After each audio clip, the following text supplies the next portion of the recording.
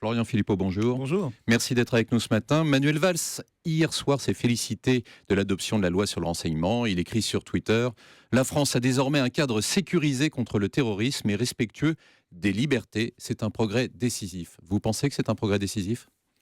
Non, je pense même que c'est une petite victoire pour les terroristes, parce que cette loi renseignement que nous avions critiquée, et dont nous regrettons la décision à son sujet du Conseil constitutionnel, qui est mineure, à la fois restreint fortement les libertés des Français dans un tas de domaines, donc installation de boîtes noires chez les opérateurs télécoms, éviction du juge et de la justice en matière d'écoute, ce qui est quand même une première dans une grande démocratie, et une espèce de surveillance généralisée des Français. Donc c'est une surveillance, c'est une loi liberticide, et en même temps c'est une loi parfaitement inutile. C'est-à-dire que les vraies grandes décisions contre le terrorisme islamiste ne sont absolument pas prises. Et cette loi permet au gouvernement de faire sa com, sa communication, mais ne lui permet pas d'agir concrètement, efficacement. Par exemple, rien, évidemment, sur le retour nécessaire, indispensable des frontières nationales. On ne lutte pas contre une menace sans frontières nationales. Rien sur la déchéance de nationalité française pour les djihadistes binationaux. Ce qui est pourtant mis en place dans d'autres pays comme l'Australie par exemple. Rien sur l'arrêt de l'immigration et la lutte contre le communautarisme, qui est quand même le terreau. Sur la loi sur le renseignement, c'est autre chose. Non, mais si vous voulez, mais même en matière de renseignement, c'est-à-dire que le renseignement a perdu, je crois, 14% de ses moyens et de ses effectifs sous Sarkozy. Est-ce qu'ils sont restaurés ? Non. On ne restaure même pas les moyens du renseignement, ni ceux de la police et de la gendarmerie d'ailleurs au passé. Est-ce qu'il n'y a pas au Front National une sorte de schizophrénie à critiquer cette loi sur le renseignement qui donne finalement plus de moyens aux services français et en même temps à vouloir faire campagne à tout prix sur le sécuritaire ? Non, parce que le sécuritaire, si vous voulez, c'est la sécurité, c'est même pas le sécuritaire, c'est de la sécurité efficace. Et la sécurité efficace suppose quelques mesures, j'en ai listé quelques-unes, redonner des moyens, de vrais ordres, de vraies capacités d'agir, surveiller, fermer par exemple les mosquées extrémistes, les mosquées salafistes. Ça, ce serait une vraie mesure qui est mise en place en Égypte et en Tunisie, qui n'est même pas mise en place en France, alors qu'on sait qu'il y a quasiment 100 mosquées salafistes en France, et nous le réclamons. Et voilà, ça, ce serait des vraies mesures, et ça n'est pas liberticide. Parce qu'en même temps, quand on restreint les libertés, qui gagne au final ? Qui veut la restriction généralisée des libertés des Français ? Évidemment les terroristes, c'est leur but, c'est pour ça qu'ils terrorisent. Donc je ne vois pas du tout l'intérêt de cette loi, inefficace et en même temps liberticide. Mais Florian Philippot, là encore, vous allez sur un autre sujet. On a bien vu au cours de ces derniers temps... Non, c'est pas un autre sujet. Si, c'est un autre sujet. La loi sur l'enseignement, elle, a vocation à empêcher notamment les loups solitaires, les attentats en France, et grâce notamment à une partie du contrôle sur Internet, permet de les identifier avant, on s'en est rendu compte. Donc, vous êtes contre cette loi, mais en même temps, ça veut dire que quelque part, vous ne cautionnez pas, vous n'allez pas dans le sens d'une plus grande surveillance, effectivement, de ceux qu'on ne pourrait pas attendre sur le territoire français qui pourraient commettre des attentats. Je vous signale que dans tous les attentats de ces derniers mois, il y a eu 4 attentats islamistes meurtriers en 6 mois en France, je le rappelle. Les personnages étaient connus des services de renseignement, et ils étaient fichés. Le problème n'était pas là, c'est simplement que ces services de renseignement manquaient de moyens, c'est simplement que derrière ça ne pouvait pas suivre, parce que de la même manière la police et la gendarmerie manquaient de moyens. Plus de moyens, il y aura plus de moyens, c'est ce qu'a annoncé en tout cas le gouvernement. Non, en réalité, vous voyez, moi je trouve qu'on devrait mettre plus le paquet sur ceux qui sont réellement suivis, ceux qu'il faut suivre, et ceux qui sont embrigadés dans les filières islamistes et djihadistes, mais ne pas aller vers une espèce de saupoudrage sur l'ensemble de la population française, parce que je pense que ce sera moins efficace. Voilà pourquoi nous critiquons cette loi. Mais moi, si demain le gouvernement m'annonce qu'il ferme les mosquées extrémistes, qu'il gèle la construction de mosquées, qu'il rétablit les frontières nationales, qu'il arrête l'immigration et qu'il ne fait pas cette loi sur le droit des étrangers, et qui est une loi absolument inverse à ce qu'il faut faire puisqu'elle va encore accroître l'immigration, qui était déjà massive sous Sarkozy et qui l'est encore aujourd'hui et peut-être encore plus demain, malheureusement. C'est pas ce que dit le gouvernement. Il dit donner plus de droits aux étrangers. Mais malheureusement, il ne le fait pas. Mais ce n'est pas ce que dit le gouvernement. Dans la loi, il dit donner plus de liberté, plus de droits aussi aux étrangers en situation régulière et justement restreindre l'immigration irrégulière et en fait aller plus loin dans la répression des illégaux. Mais je n'ai pas vu ça dans cette loi, puisque c'est sur le volet loi immigration illégale, clandestine, c'est une transposition de directive européenne essentiellement, donc l'UMP l'aurait voté de la même manière, évidemment, ils sont soumis à l'Union européenne, comme le PS, et c'est une loi qui, par exemple, fait que le centre de rétention pour les clandestins n'est plus la norme. C'est plutôt ce sera plutôt l'exception. Ça, c'est pas un signal de fermeté, c'est un signal de laxisme, même laxisme en matière d'immigration légale avec les titres pluriannuels, etc. Donc on voit qu'il s'agit d'ouvrir les vannes encore un peu plus de l'immigration. On est déjà dans l'inondation, on est au niveau des fenêtres, ça va arriver au niveau du plafond. Et les plombiers sont les mauvais plombiers, puisque Sarkozy parlait des tuyaux l'autre jour en matière d'immigration. Il est un de ces mauvais plombiers de l'immigration, comme François Hollande et Manuel Valls aujourd'hui. On a bien compris que l'immigration continuerait à être un de vos chevaux de bataille. C'est un thème important, il y a une grande loi qui est votée en ce moment, donc c'est un sujet. Sur un autre sujet d'actualité, Florian Philippot, les éleveurs restent mobilisés ce matin dans plusieurs régions. Après la mise en place par le gouvernement d'un plan d'urgence, n'est-il pas temps que le mouvement s'arrête? Est-ce que les agriculteurs ne doivent pas arrêter et négocier? Non, je pense que la base des éleveurs est très remontée.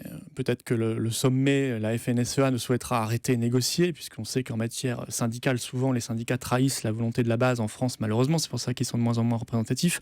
Mais je pense que la base n'a pas obtenu ce qu'elle voulait. Et quand la base des éleveurs ne l'a pas obtenu, c'est très mauvais pour l'ensemble des Français, parce que c'est une vraie crise agricole que nous traversons. Le plan qui a été accordé, d'abord, ce n'est pas un plan structurel sur le fond. C'est un plan qui est menacé d'être illégal. Je crains, si vous voulez, la jurisprudence fruits et légumes ou EDF, c'est-à-dire que dans 1 ou 2 ans, on revienne vers les éleveurs, l'Union européenne revienne vers les éleveurs, leur dit c'était illégal, c'était une aide d'État illégale, vous allez tout rembourser à l'État. C'est ce qu'on a demandé exactement aux producteurs de fruits et légumes il y a quelques années. C'est ce qui vient d'être demandé à EDF qui doit rembourser à l'État 1,4 milliard d'euros. Et ça ruinerait encore plus vite la profession finalement. C'est possible, mais les agriculteurs vous répondront qu'ils ont besoin de cette bouffée d'oxygène. Ah, mais je ne dis pas qu'ils n'en ont pas besoin, mais il ne faut pas leur mentir. Si c'est pour leur demander dans 1 ou 2 ans de tout rembourser avec des intérêts, alors ce sera extrêmement néfaste. Par ailleurs, rien de structurel. C'est-à-dire qu'on nous dit, et c'est vrai, il faut manger français dans les cantines scolaires. Je suis parfaitement d'accord, nous le disons depuis des années. C'est ce qu'on appelle la loi Achetons français pour l'État, les collectivités locales, les grandes entreprises publiques, les cantines scolaires, etc. Et c'est vrai en matière notamment alimentaire et agricole. Mais pour cela, il faut se défaire des règles de l'Union européenne. Pas forcément. Vous avez entendu Manuel Valls, il a demandé aux collectivités publiques d'acheter au maximum français. Donc vous voyez qu'il y a encore une possibilité hors de l'Union européenne. Non. Ça, c'est la politique de prendre un certain nombre de décisions. C'est la politique du verbe de Manuel Valls. C'est pas parce qu'il dit. Sarkozy disait des choses absolument équivalentes, mais M. Bayrou, je me souviens, proposait aussi une loi de la même manière, mais ces gens-là sont soumis à l'Union européenne et ils savent, il ne faut pas mentir aux Français, ils savent que c'est interdit par l'Union européenne, donc il faut se défaire de ces règles si on veut faire du patriotisme économique et du patriotisme alimentaire. Si votre seule réponse aux agriculteurs ce matin, c'est de dire il faut sortir de l'Union européenne, ça ne va pas vraiment les aider. C'est pas forcément sortir de l'Union européenne, ça on pourra poser la question aux Français par référendum, comme ils vont le faire au Royaume-Uni. C'est se défaire de règles qui sont contre-productives et qui nous empêchent de faire ce que font les autres pays. Parce que cette loi Achetons français, elle existe par exemple au Brésil. Alors achetons brésilien évidemment là-bas, ou au Canada, ou aux États-Unis. Mais il n'y a pas que ça. Il y a la concurrence déloyale. C'est la directive détachement des travailleurs qui fait que nos éleveurs, nos agriculteurs sont mis en concurrence avec par exemple l'agriculture allemande qui paye des salariés dans ces abattoirs 3 € de l'heure parce qu'il y a cette directive européenne détachement des travailleurs. Vous savez que cette directive est très critiquée en Europe et probablement sera revue. Elle a été sur l'aspect fraude il y a 2 ans, puisque nous avions fait monter la pression, mais simplement sur l'aspect fraude, son principe même n'est absolument pas remis en cause et ne le sera pas demain parce qu'elle est soutenue par l'idéologie sans frontiériste de l'Union européenne. Et puis je pense qu'il faut arrêter de négocier le TAFTA, c'est-à-dire le traité transatlantique. C'est un traité de libre-échange qui serait extrêmement mauvais. Voilà, vous savez, l'élevage, l'agriculture en France, c'est de la qualité.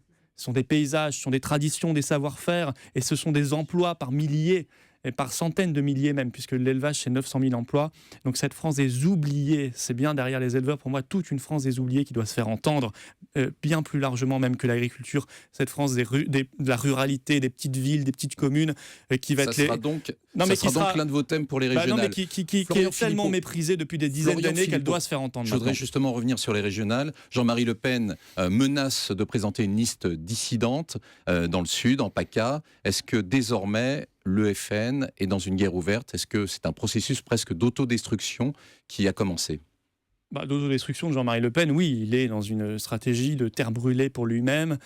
Ça, c'est pas nouveau, ça fait quelques mois que ça dure, où il est extrêmement injurieux avec tout le monde, et maintenant même avec sa petite fille, avec tout le monde, avec moi-même, avec ses filles, etc. Mais ça, c'est son problème personnel. Vous savez, au régional, il y a quasiment tout le temps, comme en 2010, des listes d'extrême droite. Il y aura peut-être des listes d'extrême droite. C'est pas très grave, ça n'a aucune importance. Comment vous débarrassez de Jean-Marie Le Pen, Florian Philippot? Parce que c'est une lutte à la vie et à la mort entre vous deux. Mais non, mais c'est le le Front National ne veut pas de Jean-Marie Le Pen et Jean-Marie Le Pen ne veut pas du Front National. Donc c'est d'une simplicité biblique. Une association, un parti politique, c'est la volonté des partis. Il n'y a pas de volonté des deux côtés. Donc c'est fait, je veux dire. Vous nous retrouverez la sérénité quand Jean-Marie Le Pen sera exclu définitivement du Front National ? Non, mais là, nous attendons l'appel du 28 juillet. Ce qu'il faut, c'est écouter la volonté des adhérents qui ont été plus de 30 000 à voter sur la réforme des statuts.